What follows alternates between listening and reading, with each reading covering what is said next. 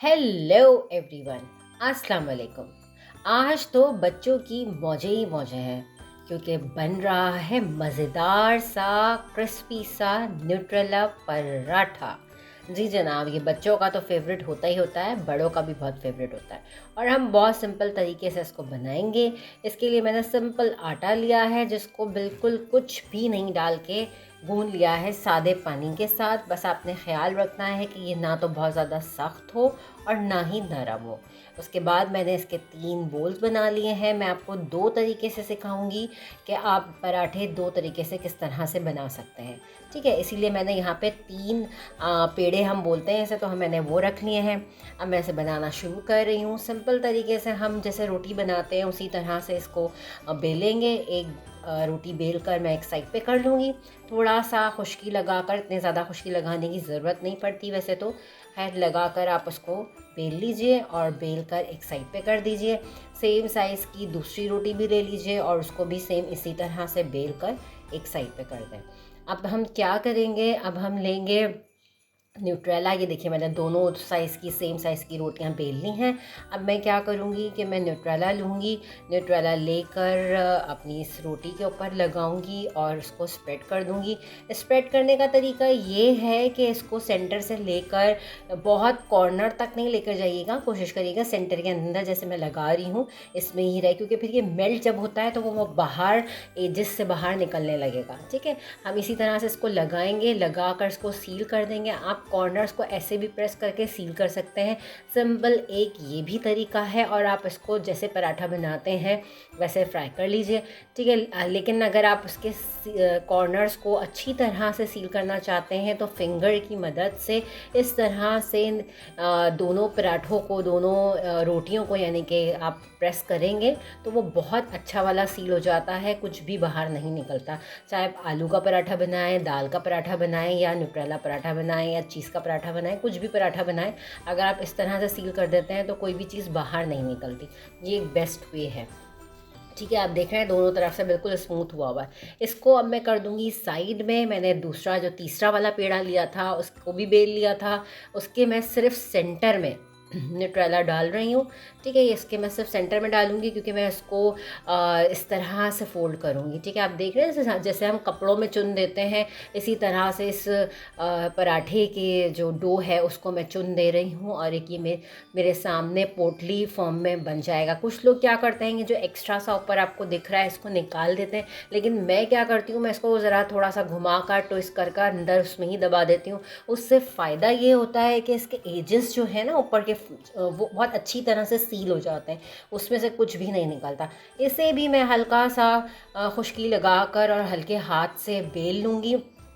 समझें, ये भी इतना मज़ेदार सा लगता है। ये एक सिंगल रोटी का तरीका है और वो जो था वो डबल रोटी का तरीका था। अगर आप जिस तरह से भी इजी लगे उस तरह से इसको बना सकते हैं। ठीक है, देखिए मैंने इसको बहुत हल्के हाथों से बेल लिया है। हमें पराठे बहुत बड़े बड़े नहीं बनाने हैं, ये एक नॉर्मल साइज़ के पराठे बनते हैं, इसलिए इसको बहुत ज़्यादा नहीं बेला जाता।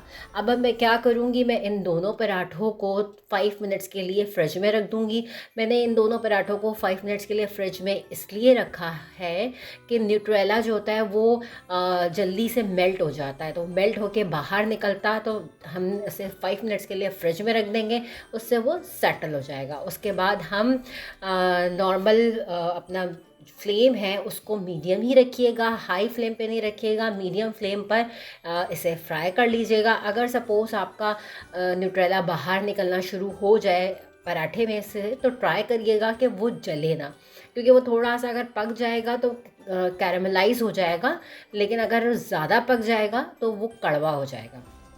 ठीक है, ये देखिए मैं पहला जो 2 रोटी का मैंने पराठा बनाया था वो बेहतरीन तरीके से फ्राई हो गया है और कितना मज़ेदार लुक दे रहा है। बस इसे अब मैं प्लेट में निकाल लूँगी। और जो दूसरा वाला मैंने बनाया था जो एक पेड़े का बना था, अब मैं उसे रख रही हूँ और इसे भी मैं इसी तरह से फ्राई कर लूँगी। फ्राई करने के लिए आप घी ऑयल जो भी चाहें वो इस्तेमाल कर सकते हैं। हल्का हल्का हम इसमें लगाएंगे और लगा कर इसको फ्राई कर लेंगे। देखें जनाब, ये दूसरा वाला भी हमारा बेहतरीन सा फ्राई हो गया है, इसे भी मैं बाहर निकाल लूँगी। मज़ेदार सा crispy Nutella paratha is ready to serve. इसे मैं न्यूट्रेला के साथ सर्व करूँगी।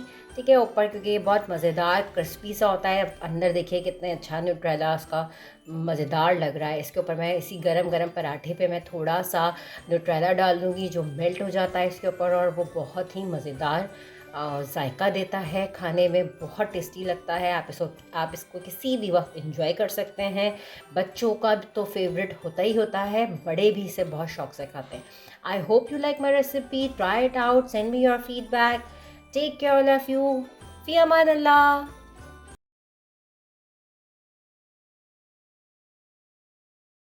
अस्सलामुअलैकुम। आज जनाब बचपन की यादें ताज़ा हो गई।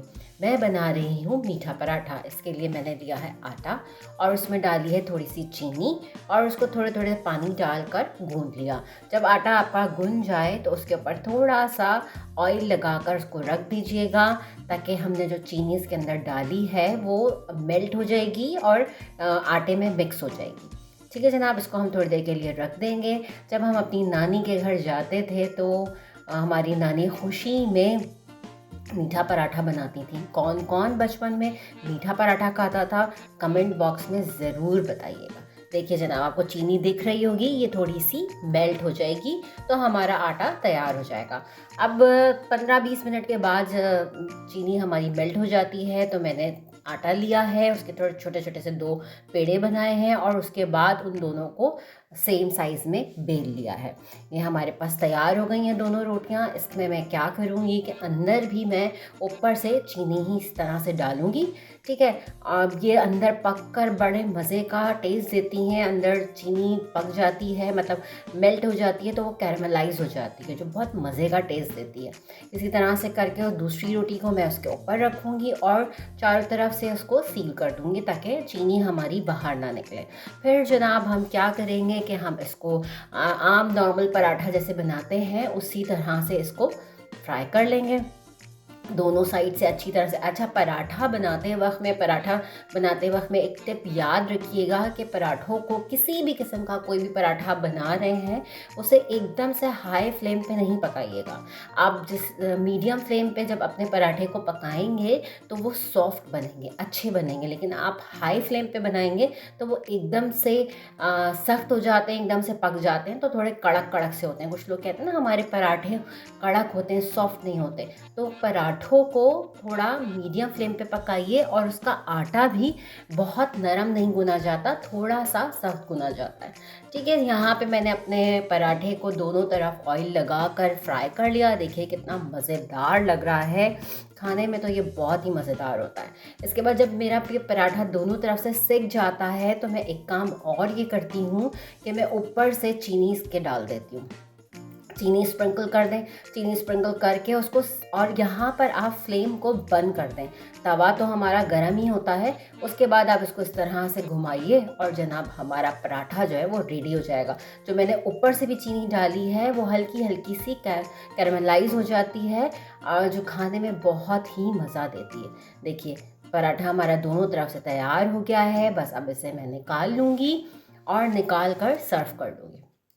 सर्व करने के लिए भी आप इसे ऐसे भी खा सकते हैं, और आप चाहें तो इसके ऊपर चॉकलेट सिरप पोर कर लीजिए या कैरेमल पोर कर लीजिए। दोनों चीज़ों के साथ ये बहुत मज़े का लगता है, किसी भी टाइम एंजॉय कर सकते हैं।